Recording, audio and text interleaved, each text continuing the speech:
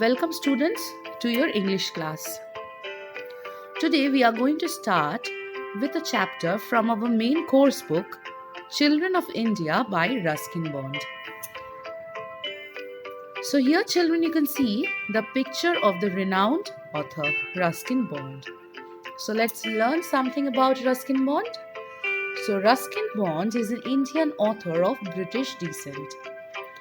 The Indian Council for Child Education recognized his pioneering role in the growth of children's literature in India and awarded him the Sahitya Academy Award in 1992 for Our Trees Still Grow in Dera, given by the Sahitya Academy, India's National Academy of Literature. He was awarded the Padma Shri in 1999 and Padma Bhushan in 2014. He now lives with his adopted family in Landour in Missouri. So now let's proceed with the chapter. So here the narrator gives us a vivid description of the rustic India. He tells us about the education system in a wide way. So narrator used to see boys and girls from his surrounding villages and outskirts of the hill station traveling and walking without any mode of transportation. Like you people come to school by bus, but these children had to walk miles after miles in order to reach their school. So here you can see a group of children going to the traveling to the school through mountains and through fields and crossing many barriers and hazards. So Ranveer is a 10-year-old boy and narrator got acquainted with him. He used to cover a very large area in order to reach his school, overcoming all kinds of barriers. He covered 4 miles distance and 2,000 feet he had to travel below the hills. Narrator tried to help Ranveer by buying his cucumbers, which his father used to grow at his field. And with the money he used to get from the narrator, he used to buy books or small things which was needed at his home.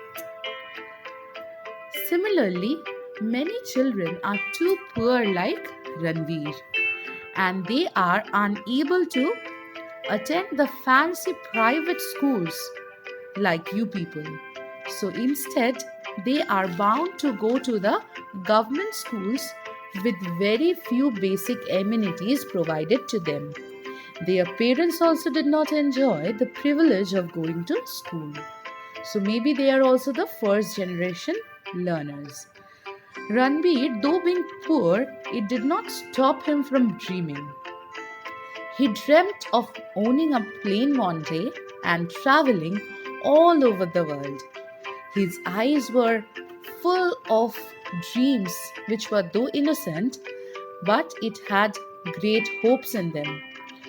He used to see that he would travel he would buy up aeroplane and would travel far off land, and it was a very, very distant dream which was away from the real lives.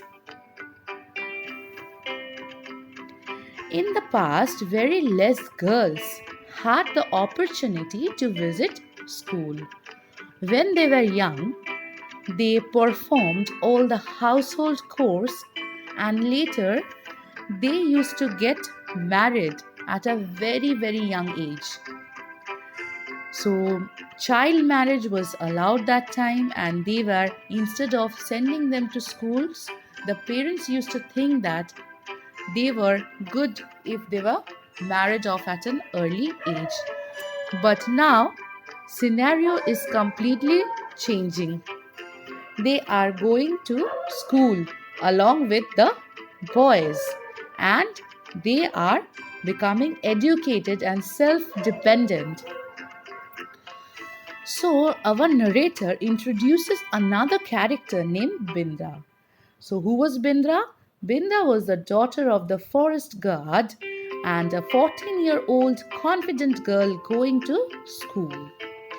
The narrator is acquainted with his father as he used to take his walk from the Deodar woods. So, while he used to take his walk from the Deodar woods, he got acquainted with Bindra's father. Binda had to stop going for school as she needed to cut the grasses for the upcoming winter, which were required for the cattle to eat. So that is why she had to help her mother to collect the grasses from the field. The author noticed her absence for a few days and went on to inquire from his brother. Unlike her brother, to whom his pleasure of playing cricket was more important than helping her. Children of the area from which narrator belonged suffered a lot during winter, as the days were shorter and night used to creep up very early. The children had to reach home before the darkness, because at darkness used to set its foot, the same woods appeared very weird for these kids. Children had to overcome many more hazards in order to reach the school. In all over India, children help their parents in order to earn their livelihood, and it is a very common sight. They work at the fields as a helping hand and provide assistance for their work in order to earn their livelihood. They help their parents in drying fish in the coastal areas, gathering saffron in the Kashmir, or grazing cattle in Rajasthan or Gujarat. Children had to overcome many more hazards in order to reach the school from remote areas, such as they had to cross a dust storm in Rajasthan. And they had even to face a blizzard in Ladakh or Kashmir. In absence of a bridge, they had to cross, or they are even crossing a river. And how they are protecting their books? They protect their books by carrying them on their head in a sachet. And it happens in the Ganjam district of Orissa. Only the fortunate can visit the private English medium schools in the big cities like Bangalore, New Delhi, or Kolkata. Private schools provide best amenities and they are the center of attraction for the middle class family. The students are provided with best of education, with best of co-scholastic activities in these schools. But the majority of India and its population avails the government school because it is more feasible for them. And the condition of the schools varies from good, bad to ugly condition. The narrator concludes the chapter on a very positive note, expecting a better future for all the young boys and girls of India. So, this was your chapter. I hope you understood today's lesson. We will discuss it in details in our live class. Thank you, children, and have a great day ahead.